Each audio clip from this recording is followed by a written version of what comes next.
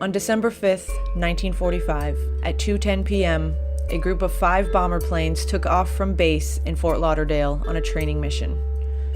Their mission, named Flight 19, began navigation problem number 1 that involved them flying east from Fort Lauderdale to a place called Hens and Chickens Shoals, then changing direction to fly over Grand Bahama Island before turning southwest and returning to base. The flight path resembled a triangle, and the crew had practiced this maneuver before. At 2:30, Flight 19 arrived at Hens and Chickens Shoals, dropped their payload, then turned toward the north. During this leg of the mission, Lieutenant Charles C. Taylor radioed to base, informing them his compass was not working correctly, and he thinks the flight has been traveling in the wrong direction. Shortly after, the planes encountered a storm front that further disoriented them. None of the pilots were sure where they were after that. The chatter of the pilots can be heard back in Fort Lauderdale and is also picked up by another Navy plane. Lieutenant Robert F. Cox radioed to Lieutenant Taylor, trying to help him get his bearings. Lieutenant Taylor said he is flying over broken land and thinks it is the Keys, but the Keys were too far away for the flight to reach once they dropped their load at Hens and Chickens Shoals. Another of the pilots believed if they were to just fly west, they would reach the coast, but the flight did not immediately turn west, despite standing protocol advising pilots to fly west toward the setting sun if ever they lost their way. It is not known when the flight finally turned west, but by 6 p.m. Lieutenant Taylor led his planes back toward the east, thinking the planes were flying over the Gulf of Mexico. It is believed one plane broke away from the flight, choosing to continue flying west.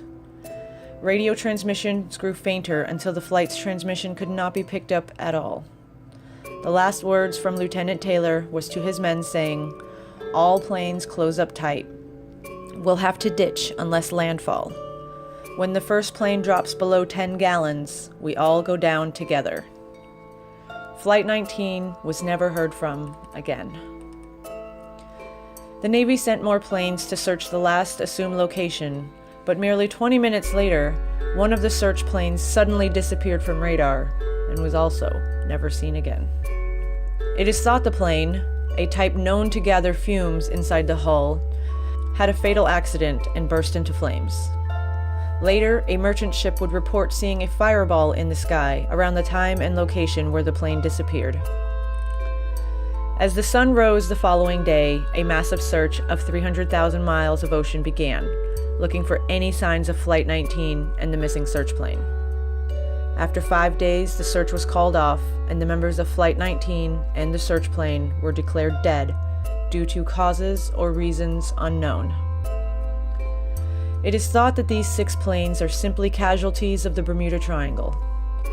Strange occurrences have long been reported in the triangular area that stretches from the Florida Keys, Bermuda, and Puerto Rico, including malfunctioning compasses and radios, and numerous ships and planes that have gone missing without a trace.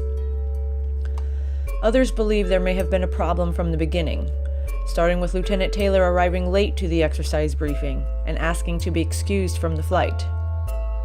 Taylor was asked why he didn't want to lead that day, and he said he just didn't want to go. There were also measures the other pilots could have taken during the flight to help ground crews triangulate their position. They could have also turned their radios to the rescue frequency, and they were advised to do so, but no one from Flight 19 responded to that command from base. In 1991, the wreckage of 5 planes was discovered near Fort Lauderdale and thought to be Flight 19.